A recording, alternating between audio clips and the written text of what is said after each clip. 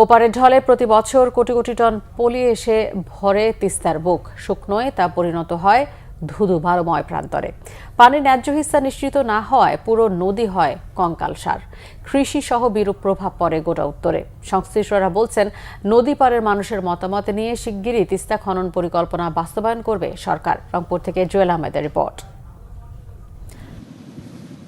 পানি না থাকায় রাক্ষসী তিস্তা এখন যেন মরা খাল, চারদিকে ধুধু বালুচর। প্রায় ২৫০ বছর ধরে টানা পলিতে ভরেছে তিস্তার বুক। গভীরতা হারিয়ে পুরো নদী হয়েছে উঁচু। এক সময়ের সুখের নদী এখন পরিণত হয়েছে দুঃখে। বিরূপ প্রভাব পড়েছে সবকিছুতে। তিস্তা নদীতে আমরা ছোট থেকে আসি, চ্যাংড়া থেকে বুড়ো হয়ে গেলাম, কিন্তু তিস্তা নদীতে সবাই বলে যে তিস্তা নদী খনন হবে, তিস্তা নদীতে পানি আসবে, কিন্তু কেউ পানি আনতে পারলো না। বর্ষার সময় পানি ছাড়ে, অর্ধেক কাজও দেয়, অর্ধেক বালু দেয়, মনে হচ্ছে পানির সাথে অর্ধেক কাজও আসে। প্রতি বছর এই পানিটা আসতেছে, প্রতি বছর 5 ফিট করে পানিটা মানে বালি দেওয়া উঁচা হওয়া যাচ্ছে। নদীতে এখন মানে 5 ফিট উঁচা হওয়া যাচ্ছে, নদীতে এখন পানি বোঝা যায় না। এই অন্তর্বর্তী সরকারের কাছে আমাদের আবেদন, এই পানি যেভাবে হোক চুক্তি নিতে হবে এবং এই তিস্তা নদী খনন বাজেট করতে হবে। উত্তরের জীবনরেখা তিস্তা বাঁচাতে দীর্ঘদিন আন্দোলন করেছে নদীপাড়ের মানুষ। সবশেষ বিএনপির কর্মসূচি যেন ইতিহাস ভেঙেছে।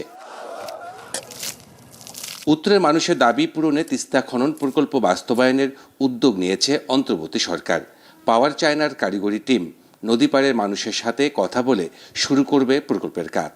ইন্ডিয়া থেকে যে তিস্তার যে পলি বহন করে, এটা আমাদের বাংলাদেশে যে 121 কিলোমিটার আছে, এখানেই ম্যাক্সিমাম পলিটা আমাদের এখানে সেটেল হয়।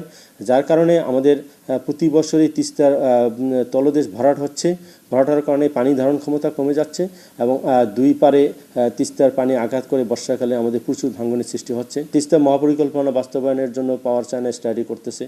তিস্তা ব্যারেজের সবকটি গেট বন্ধ করে নদীর পানি আটকে রোটেশনের মাধ্যমে সেচ দেওয়া হলেও ভাটিতে ঢুকছে প্রকৃতি।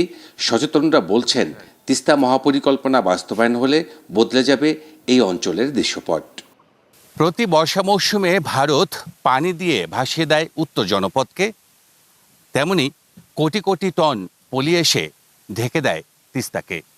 আর এ কারণেই উত্তরের বড় নদী মরে গেছে। Jewel Ahmed, Bangla vision, Teesta barrage, Lalmonirhat.